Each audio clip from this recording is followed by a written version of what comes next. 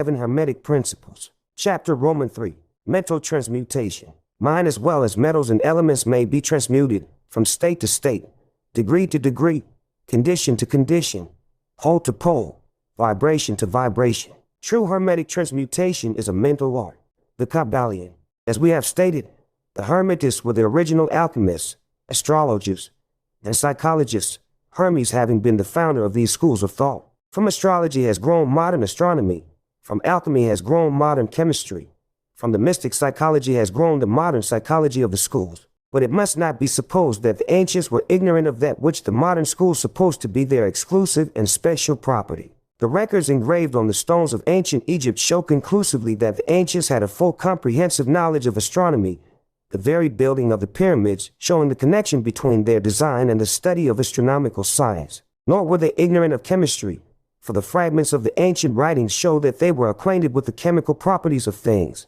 In fact, the ancient theories regarding physics are being slowly verified by the latest discoveries of modern science, notably those relating to the constitution of matter.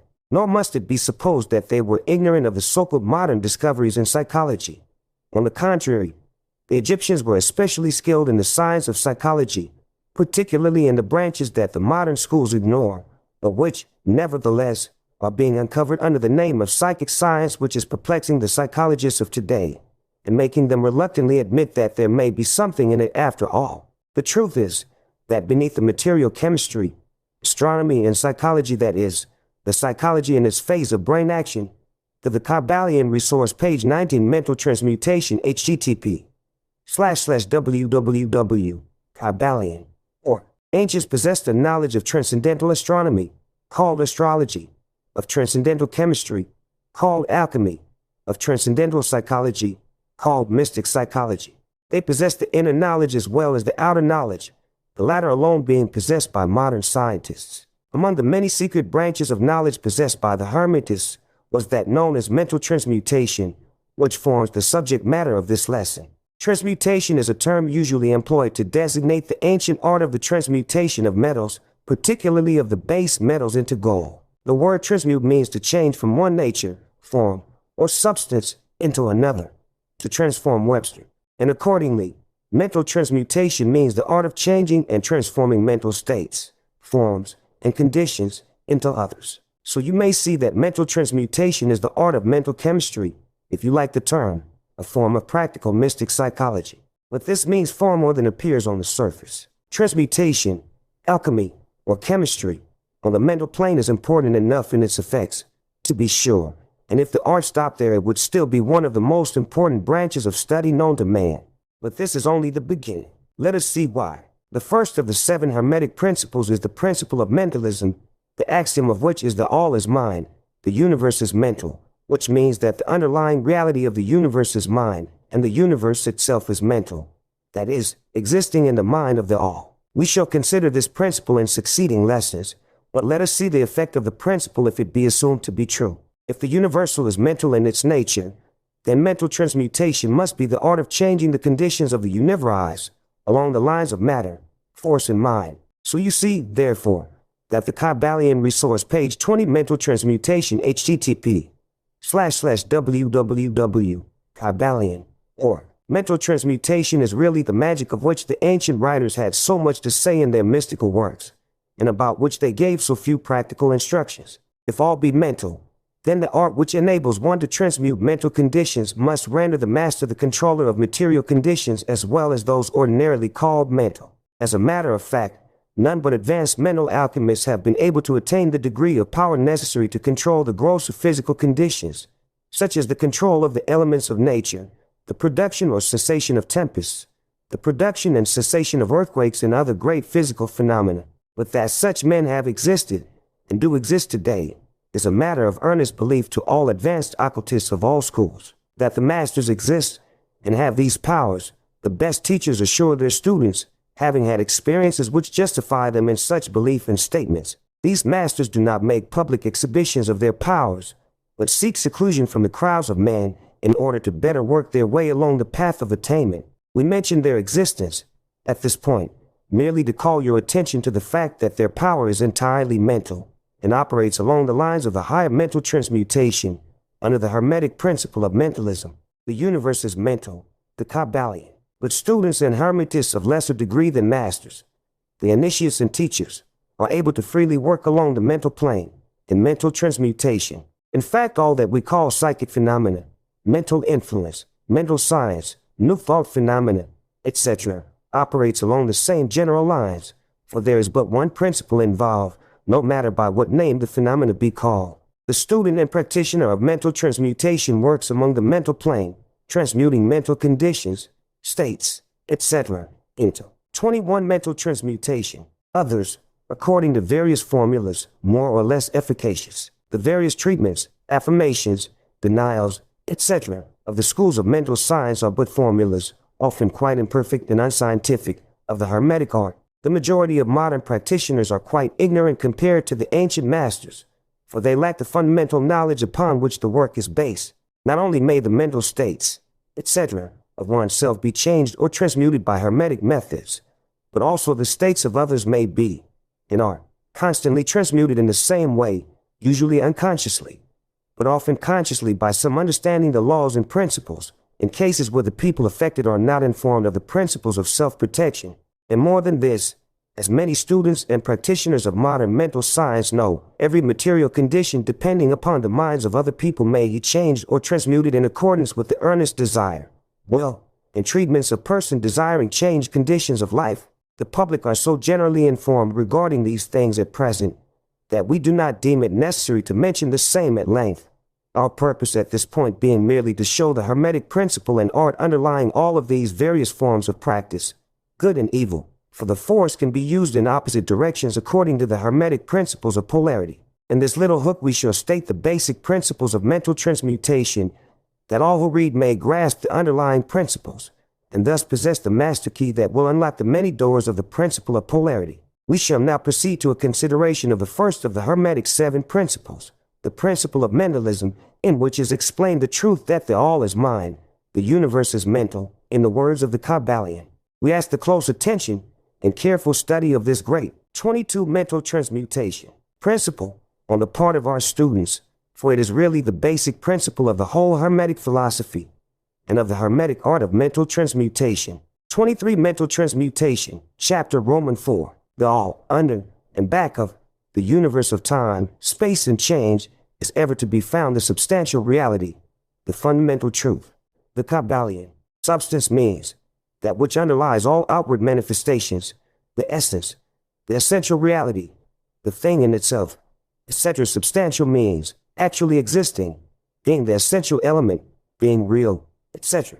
Reality means the state of being real, true, enduring, valid, fixed, permanent, actual, etc. Under and behind all outward appearances or manifestations, there must always be a substantial reality. This is the law. Man, considering the universe, of which he is a unit, sees nothing but change in matter, forces, and mental states. He sees that nothing really is, but that everything is becoming and changing. Nothing stands still. Everything is being born, growing, dying. The very instant a thing reaches its height, it begins to decline. The law of rhythm is in constant operation. There is no reality, enduring quality, fixity, or substantiality in anything. Nothing is permanent but change. He sees all things evolving from other things and resolving into other things, a constant action and reaction, inflow and outflow, building up and tearing down, creation and destruction, birth, growth and death. Nothing endures but change. And if he be a thinking man, he realizes that all of these changing things must be but outward appearances or manifestations of some underlying power, some substantial reality.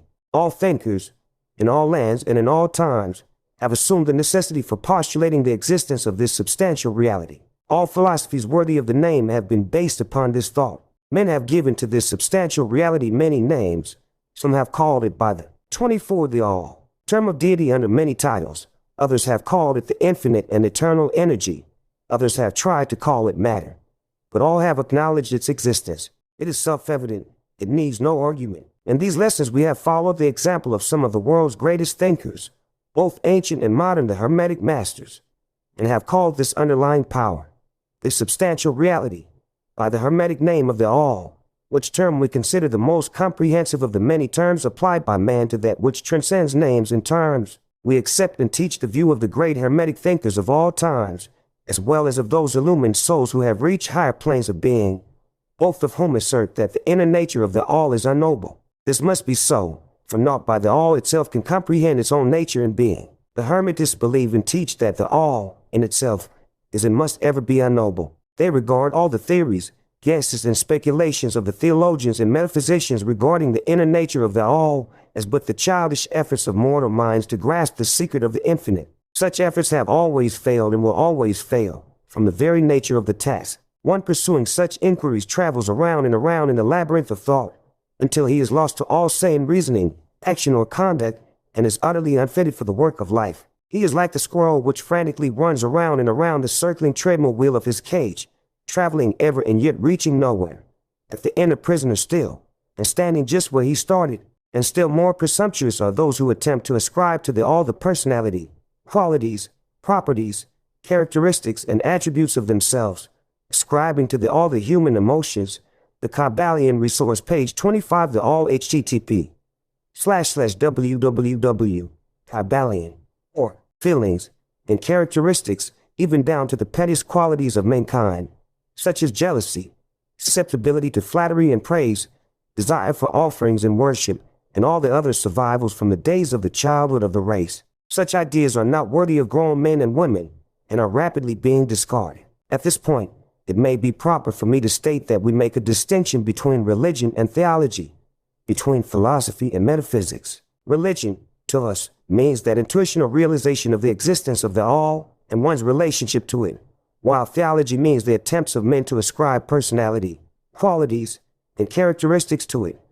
Their theories regarding its affairs, will, desires, plans, and designs, and their assumption of the office of middlemen between the all and the people. Philosophy, to us, means the inquiry after knowledge of things noble and thinkable, while metaphysics means the attempt to carry the inquiry over and beyond the boundaries and into regions unknowable and unthinkable, and with the same tendency as that of theology. And consequently, both religion and philosophy mean to us things having roots in reality, while theology and metaphysics seem like broken reeds, rooted in the quicksands of ignorance, and affording naught but the most insecure support for the mind or soul of man. We do not insist upon our students accepting these definitions.